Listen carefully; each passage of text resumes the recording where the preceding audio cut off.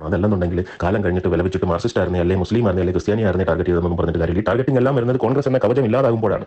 കോൺഗ്രസ് എന്ന കവചം ഇവിടെ നിലനിൽക്കുന്നിടത്തോളം കാലം അവർക്ക് ഒന്ന് ശ്വാസം വിടാനെങ്കിലും കഴിയുന്നിടത്തോളം കാലം ആ ചെറുത്ത് നിൽപ്പ് നന്മയ്ക്ക് വേണ്ടി ഉണ്ടാകും. അതുകൊണ്ട്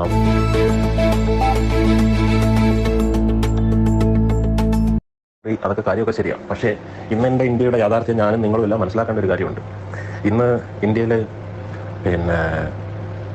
സംഘപരിവാറിനെ സംബന്ധിച്ചും ഉന്മൂലനം ചെയ്യേണ്ടത് അന്ന് ആദ്യം ലിസ്റ്റിട്ടിരിക്കുന്നത് മുസ്ലിമിനെയോ ക്രിസ്ത്യാനിയെയോ അല്ലെങ്കിൽ മിഷണറിമാരെയോ മാർക്സിസ്റ്റുകാരനെയോ ഒന്നുമല്ല. നമ്മൾ ഈ എപ്പോഴും ഈ എൻ്റെ ഈ വാക്കുകൾ ഈ ഗ്രൂപ്പിലുള്ള നമ്മുടെ സഹോദരങ്ങൾ എങ്കിലും സശ്രദ്ധം കേൾക്കണം എന്ന് അഭ്യർത്ഥിക്കുക. നിങ്ങൾക്ക് സമയമില്ല, നമ്മളെല്ലാവരും തിരക്കിലാണെങ്കിലും. നമ്മൾ വളരെ കൃത്യതയോടുകൂടി മനസ്സിലാക്കേണ്ട ഒരു കാര്യം, സംഘപരിവാർ അജണ്ട ഇന്ത്യയിൽ നടപ്പാക്കാൻ ഏറ്റവും വിഘാതമായി സ്വാതന്ത്ര്യത്തിന് മുമ്പ് മുതൽ ഇന്ന് വരെ നിൽക്കുന്നത് ഒരു കൂട്ടർ മാത്രമാണ്.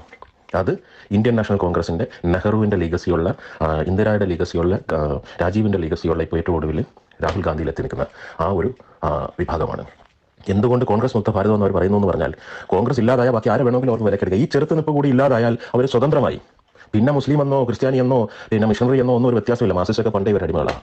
അപ്പോൾ അതുകൊണ്ട് നമ്മൾ ഈ പലരും ഈ ചരിത്രവും ഈ വലിയ ഭൂകമ്പമൊക്കെ പ്രസംഗിക്കാൻ കഴിയും. പക്ഷേ ഇന്ത്യയുടെ ഇന്നിൻ്റെ യാഥാർത്ഥ്യം ആര് തിരിച്ചറിയുന്നു? ഇന്ത്യയുടെ ഇന്നിൻ്റെ യാഥാർത്ഥ്യം എന്ന് ഞാൻ പറയുന്നത്, ഇന്നിൻ്റെ യാഥാർത്ഥ്യം രാഹുൽ ഉൾപ്പെടുന്ന കോൺഗ്രസിനെ അടിച്ചമർത്തി തീർത്തെടുക്കുക എന്നുള്ളതാണ്.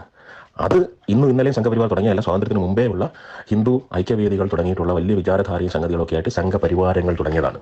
BJP അതിൻ്റെ ഒരു രൂപമായിട്ട് പിന്നെ ഒരു പൊളിറ്റിക്കൽ ഇൻസ്ട്രുമെൻ്റായിട്ട് പിന്നെ വന്നേ ഉള്ളൂ. അപ്പോൾ നമ്മൾ മനസ്സിലാക്കേണ്ട കാര്യം, ഇതൊക്കെ കേട്ട് ആവേശം കൊള്ളാം, പക്ഷേ യാഥാർത്ഥ്യം എന്നല്ല. യാഥാർത്ഥ്യം BJPക്ക് എന്താണോ വിഘാതമായി നിൽക്കുന്നത്, ഇത്രയും ഓരോരുത്തർ പറയുന്നില്ലേ, ഇത്രയും പരാജയം ഉണ്ടായിട്ട് ഇനിയും ഞാൻ പോരാടുകയാണ് എന്ന് പറഞ്ഞ് നിൽക്കുന്ന ഒരാളാണ് രാഹുൽ ഗാന്ധി. എന്തിനു വേണ്ടിയിട്ട്? അയാളുടെ വീട്ടിൽ എന്തെങ്കിലും കൊണ്ടുപോകാൻ അയാൾക്ക് മക്കളുണ്ടോ, അല്ലെങ്കിൽ അയാൾക്ക് വല്ലതും സമ്പാദിക്കാനാണോ, അവർക്ക് വല്ലതും കാര്യമുണ്ടോ? അവർ നിൽക്കുന്നത് രാജ്യത്തിൻ്റെ നിലനിൽപ്പിന്, പാവപ്പെട്ടവൻ്റെ, ന്യൂനപക്ഷങ്ങളുടെ, എല്ലാവരുടെയും, അധസ്ഥിതൻ്റെ, അവഗണിക്കപ്പെട്ടവൻ്റെ, ഈ പിന്നെ മുന്നോക്കക്കാരനായ പണക്കാരനും പാവപ്പെട്ടവനും എല്ലാവരും സമത്വ സുന്ദരമായിട്ട് കഴിയണമെന്ന് അവർ ആഗ്രഹിക്കുന്നത് കൊണ്ടാണ് അവരുടെ നിലപാട്.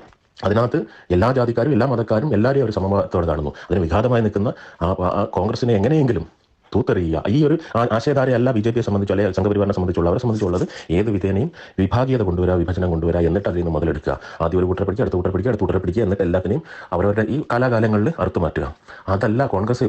കൂട്ടിക്കെട്ടലുകളാണ് കോൺഗ്രസിൻ്റെ അന്നും ഇന്നും ഉള്ള നയം. അതാണ് BJPയെയും സംഘപരിവാറിനെ ഏറ്റവും അസ്വസ്ഥമാക്കുന്നത്. അതുകൊണ്ടാണ് കോൺഗ്രസ് മുക്ത ഭാരതം എന്ന് പറയുന്നത്. അല്ലാതെ പിന്നെ മുസ്ലിം മുക്ത ഭാരതം എന്ന് അവർ ഇതുവരെ ഒന്നും പറഞ്ഞിട്ടില്ലല്ലോ. ക്രിസ്ത്യാനി മുക്ത ഭാരതം എന്ന് അവർ പറയുന്നത് ആരെങ്കിലും കേട്ടോ? സിഖ് മുക്ത ഭാരതം എന്ന് അവർ പറയുന്നത് കേട്ടോ? അതല്ല പിന്നെ മാർക്സിസ്റ്റ് മുക്ത ഭാരതം എന്ന് അവർ പറയുന്നത് ഇതൊന്നും പറയുന്നത്. അവരുടെ ഒന്നാമത്തെ ഇപ്പം പ്രധാനപ്പെട്ട അവരുടെ അജണ്ട കാലങ്ങളായിട്ടേ ഉള്ളത്, കറണ്ട് അജണ്ടയായിട്ട് നിലനിൽക്കുന്നത് കോൺഗ്രസ് മുക്ത ഭാരതമാണ്. അവരുടെ ആശയം നടപ്പാക്കാൻ ആരാണോ അതിന് പ്രധാന എതിരാളിയായി അവർ അന്നും ഇന്നും ഐഡന്റിഫൈ ചെയ്തിരിക്കുന്നത് കോൺഗ്രസിനെയാണ്. അതുകൊണ്ട് കോൺഗ്രസിന്റെ കരങ്ങൾക്ക് ശക്തി കൊടുക്കാതെ, കോൺഗ്രസിനെ ഒരു വോട്ടേ ഉള്ളെങ്കിലും ആ ഒരു വോട്ടെങ്കിലും ചെയ്തു കൊടുത്തിട്ട് നിങ്ങൾക്ക് ഒരു വോട്ട് ചെയ്യാൻ ഞാൻ ഇവിടെ ഉണ്ടെന്ന് കാണിക്കാൻ, തോറ്റാലും ജയിച്ചാലും കാണിക്കാൻ ഇന്ത്യയുടെ ഏത് കോണിൽ നിന്നും മതേതര വിശ്വാസം ഉയർത്തിപ്പിടിക്കുന്ന ഒരു രാജ്യത്തിന്റെ ഭാവിയെക്കുറിച്ച് ചിന്തിക്കുന്നവർ ഉറപ്പോടെ നിൽക്കേണ്ട കാലഘട്ടമാണ്.